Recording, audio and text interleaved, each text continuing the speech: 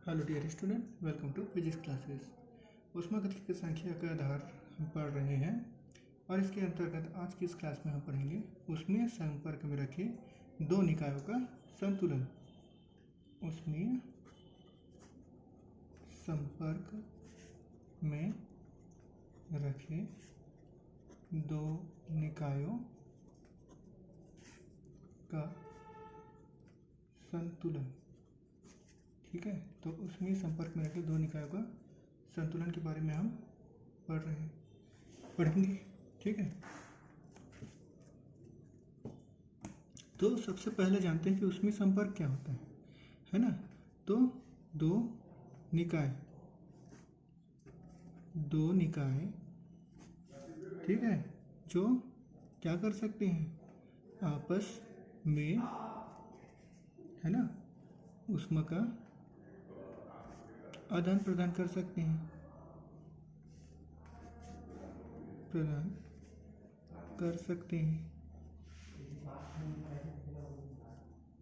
ठीक है। क्या कहलाते हैं? ऊष्मीय संपर्क में कहलाते हैं।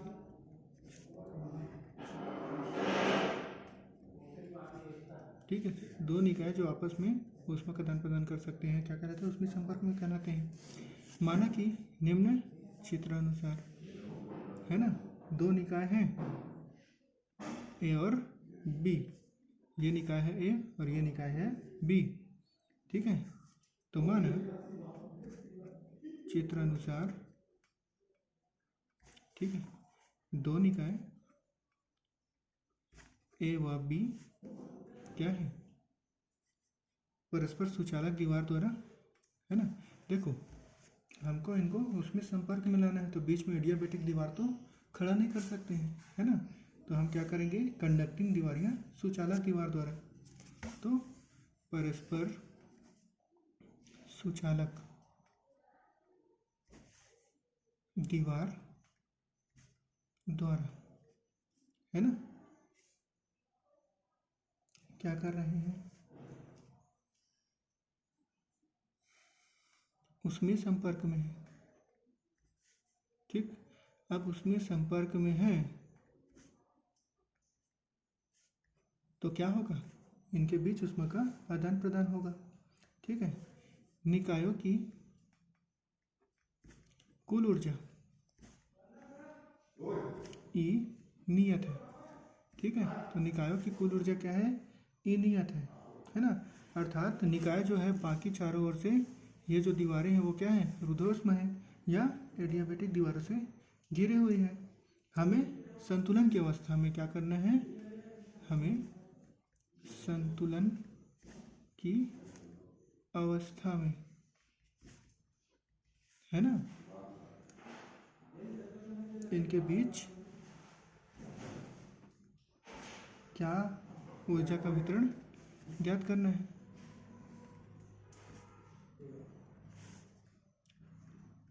ठीक है, माना ए की ऊर्जा क्या है? E1 है व बी की क्या है? E2 है। ए की ऊर्जा E1 और बी की ऊर्जा E2। ठीक है, तो क्या होगा? E1 प्लस E2 है ना, दोनों की ऊर्जाओं का योग किसके बराबर होगा? E के बराबर होगा। और चूंकि एडियाबेटिक दीवारों से घिरे हुए हैं तो E क्या होगा? नियतांक होगा। ठीक है, चलिए, तो जब निकाय ए व बी है ना साम्यावस्था में होंगी तो निकायों की जो ऊर्जा E1 और E2 होने की प्रायिकता क्या होगी? अधिकतम होगी। ठीक है, तो जब निकाय ए व बी है ना क्या होंगे? साम्यावस्था में होंगे।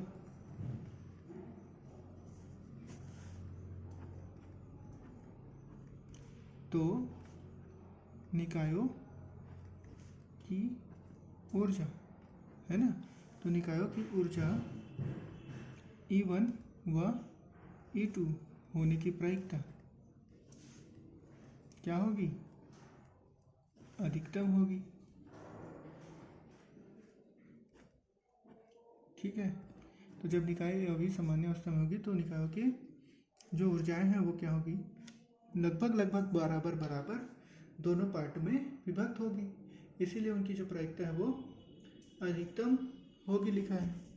ठीक है, आगे देखते हैं।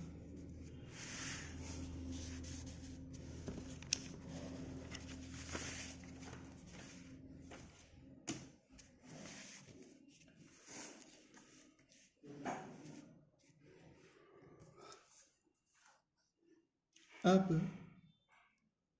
यदि DE1 है ना, वह न्यूनतम ऊर्जा है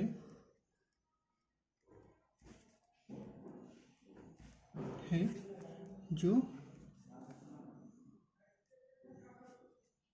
या जिसका है ना A में मापन संभव है। ठीक है, इसी प्रकार DE2 है ना, वह न्यूनतम ऊर्जा है जिसका B में मापन संभव है ना। तो A की ऊर्जा E1 है ना को समान ऊर्जा अंतराल DE1 के क्या कर सकते हैं, अनेक भागों में बांट सकते हैं, है ना।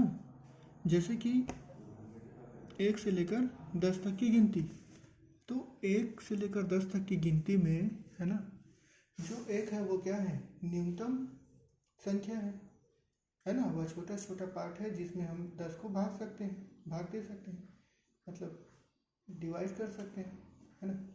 तो 10 को हम एक एक करके 10 भाग में बांट सकते हैं कि नहीं। तो उसी प्रकार से निकाय A की ऊर्जा E1 को DE1 के समान ऊर्जा अंतरालों में अनेक भागों में बांट सकते हैं। उसी प्रकार B की ऊर्जा E2 को क्या कर सकते हैं, समान ऊर्जा अंतराल DE2 के अनेक भागों में बांट सकते हैं। ये सेम आएगा ना, ये जो खाली स्थान छोड़ा उसमें। ठीक, चलो इस प्रकार क्या होगा, तो इस प्रकार निकाय A की दो क्रमिक ऊर्जा अवस्थाएं है ना, E1 व E1 प्लस DE1 होगी, है ना। दो ऊर्जा अवस्थाओं के बीच की दूरी, बीच का जो ऊर्जा गैप है वो क्या है, DE1 है ना। तो दो क्रमक या क्रमगत ऊर्जा अवस्था क्या होगी, E व E1 प्लस DE1 होगी। ठीक है, इसी प्रकार B की दो क्रमिक ऊर्जा अवस्थाएं E2 व E2 प्लस DE2 होगी। ठीक है, चल अब और हम देखते हैं आगे। तो माना है ना, निकाय A की ऊर्जा, ठीक है। तो माना निकाय A की ऊर्जा E1 पर ऊर्जा परास DE1 है ना। अब ये ऊर्जा परास जो DE1 है ये क्या हो जाएगा, हमारा सूक्ष्म अवस्था हो जाएगा। ठीक, तो ऊर्जा परास DE1 में सूक्ष्म अवस्थाओं की संख्या, ठीक है। तो ऊर्जा परास DE1 में सूक्ष्म अवस्थाओं की संख्या क्या होगी, मान लो psi E1 है ना। उसी प्रकार से B की ऊर्जा E2 पर है ना, DE2 परास में सूक्ष्म अवस्थाओं की संख्या psi E2 है। ठीक, तो दोनों के लिए हम क्या मान लिए, सूक्ष्म अवस्थाओं की संख्या क्या है, तो A के लिए psi E1 है ना, कौन सी सूक्ष्म अवस्था में, कौन सी ऊर्जा परास में, DE1 में, और B के लिए psi E2 कौन सी ऊर्जा परास में, DE2 में। ठीक, चलो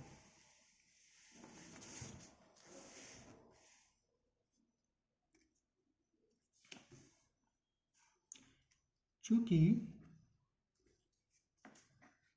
क्या होता है, पूर्व प्रायिकता के सिद्धांत, ठीक है, पूर्व प्रायिकता के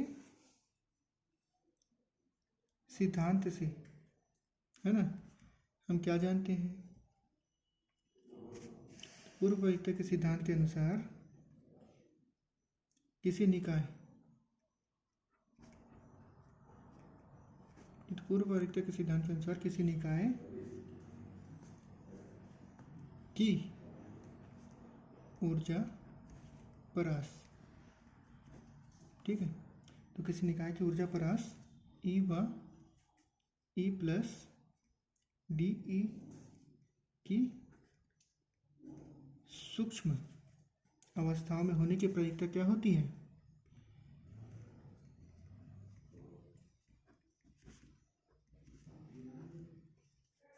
होने की प्रायिकता, ठीक है। तो पूर्व प्रायिकता के सिद्धांत के अनुसार हम जानते हैं कि किसी निकाय की ऊर्जा परस ई व ई प्लस डी ई में सूक्ष्म अवस्थाओं में होने की प्रायिकता, है ना, उस ऊर्जा परास में अभिगम में सूक्ष्म अवस्थाओं की कुल संख्या के अनुपाती होती है ना, उस अभिगम में, मतलब कि स्थूल अवस्था में, उस अभिगम में कुल सूक्ष्म अवस्थाओं की संख्या के समानुपाती होती है।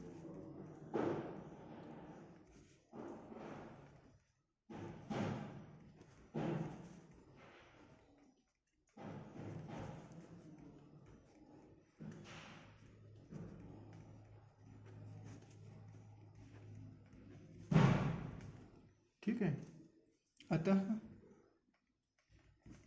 निकाय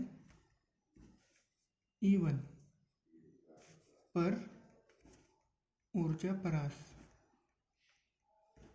ठीक है, निकाय E1 पर ऊर्जा परास DE1, ठीक है, ऊर्जा परास DE1 क्या है, यहाँ पे स्थूल अवस्था है, तो DE1 में होने की प्रायिकता, ठीक है, निकाय A की E1 पर ऊर्जा परास DE1 में होने की प्रायिकता क्या हो जाएगी, PE1 is equal to C साई E1, इसको एक क्वेश्चन नंबर 1 दे देते हैं, ठीक है, जहाँ C क्या है, एक नियतांक है ना, ये एक्चुअली में पूर्ण प्रायिकता के सिद्धांत के अनुसार इस प्रकार होता है, PE1 समानुपाती साई E1, और फिर हम इसका जो समानुपाती है उसको निकालते तो C आता है, और C क्या है, समानुपाती नियतांक है, ठीक है, ये हो गया आपका इक्वेशन नंबर 1। इसी प्रकार, ठीक, तो इसी प्रकार निकाय B की ऊर्जा E2 पर ऊर्जा परास DE2 में होने की प्रायिकता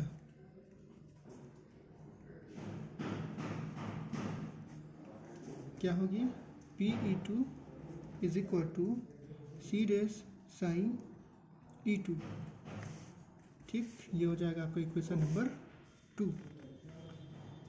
तो इस वीडियो में हम यहीं तक रखते हैं, उसमें संपर्क में रखे दो निकायों का संतुलन का बाकी यहाँ से आगे हम नेक्स्ट वीडियो में देखेंगे। धन्यवाद।